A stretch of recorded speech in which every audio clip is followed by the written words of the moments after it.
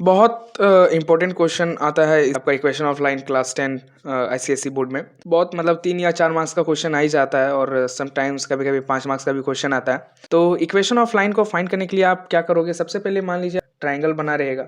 Suppose that एक triangle है, इसमें आपको इक्वेशन ऑफ लाइन फाइंड करने बोलेगा। मान लीजिए ट्राइंगल ए बी सी है, पैरेलल टू ए सी का आपको इक्वेशन ऑफ लाइन फाइंड करने बोलेगा। तो आप कैसे करोगे? सबसे पहले इक्वेशन ऑफ लाइन फाइंड करने के लिए आप स्लोप पता होना चाहिए, स्लोप, और इक्वेशन ऑफ लाइन का आपको फॉर्मूला पता होना चाहिए। ये दो चीज़ जब आप पता कर लेंगे तो आपका इक्वेशन ऑफ लाइन क्लियर हो जाएगा और 3 मार्क्स का क्वेश्चन आपके हाथ में रहेगा, आप उसको इजीली बना सकते हो। कैसे बनाते हैं हम लोग, ये देखिए।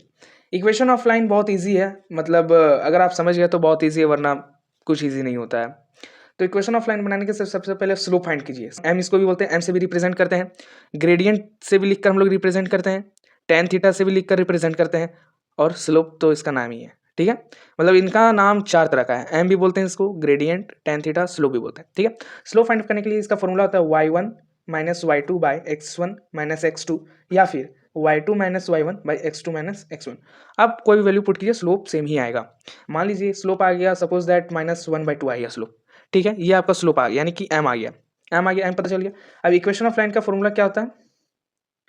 इक्वेशन ऑफ लाइन का फॉर्मूला होता है y minus y1 is equal to m bracket open x minus x1 bracket close. ये होता है इसका फॉर्मूला इक्वेशन ऑफ लाइन का।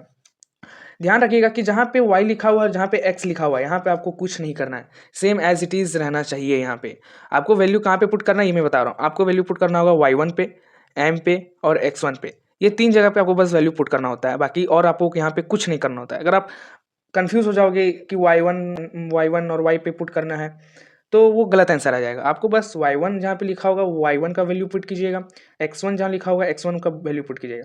यानी कि अगर देखा जाए तो आपको एक पॉइंट चाहिए, यानी कि मान लीजिए a है 1,1, एक कोऑर्डिनेट चाहिए और m चाहिए -1/2 है। ठीक है, ये दोनों चीज़ मिल जाएगा तो a है आपका x1 है और y1। ठीक है, अब x1 y1 है तो x1 का वैल्यू आप यहाँ पे पुट कीजिएगा, y1 का वैल्यू आप यहाँ पे पुट कीजिएगा और m का जो वैल्यू है यहाँ पे पुट कीजिएगा, तो आपका इक्वेशन ऑफ लाइन जाएगा। ठीक है, और इसी तरह की इन्फॉर्मेटिव वीडियो पाने के लिए आप सब्सक्राइब कीजिएगा स्टडी 10x। आपको ये वाला कंसेप्ट समझ में आया तो आप कमेंट कीजिएगा 10 ICSE।